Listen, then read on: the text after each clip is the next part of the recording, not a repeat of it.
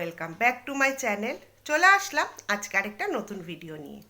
কাছে দূরে, দেশ বা দেশের বাইরে থেকে তোমরা যারা আমার এই ভিডিওটা দেখছো, তোমাদের সবাইকে আমার অন্তর থেকে অনেক ভালোবাসা। আশা করছি তোমরা খুব ভালো আছো এবং সুস্থ আছো।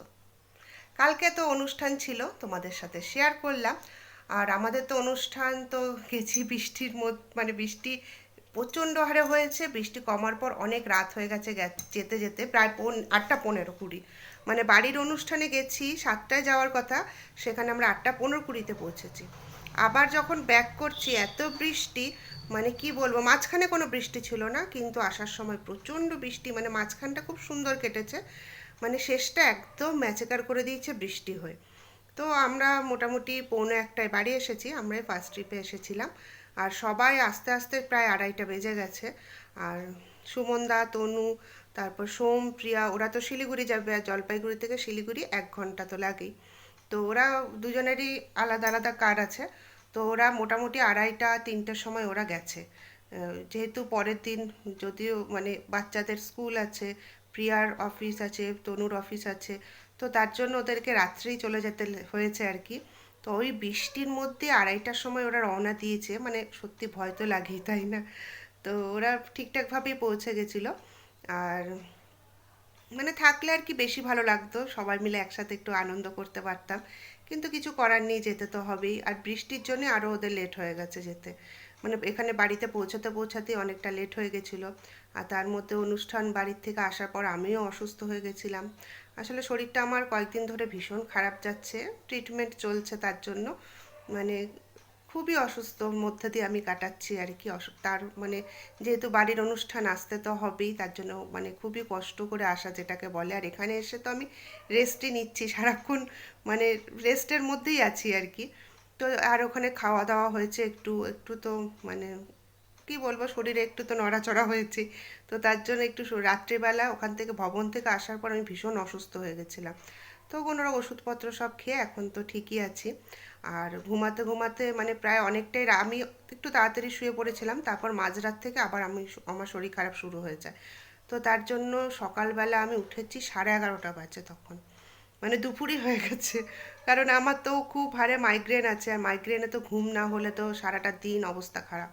তো 11:30টায় ঘুম থেকে উঠলাম, উঠে তো দেখছি চারপাশ একদম পুরো অন্ধকার, একদম অন্ধকারে ভরা।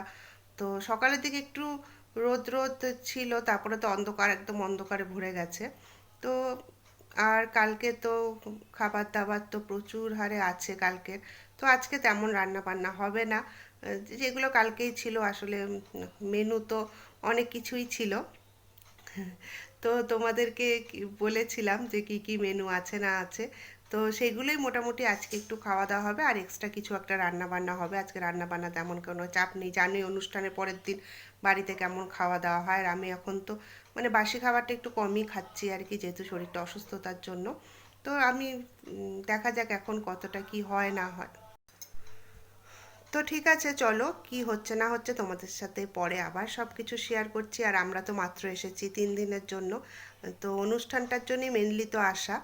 আর তারপরে কালকে যাব হচ্ছে মায়ের পুজো দিতে, কোথায় যাচ্ছি না যাচ্ছি সবই তোমাদের সাথে শেয়ার করব।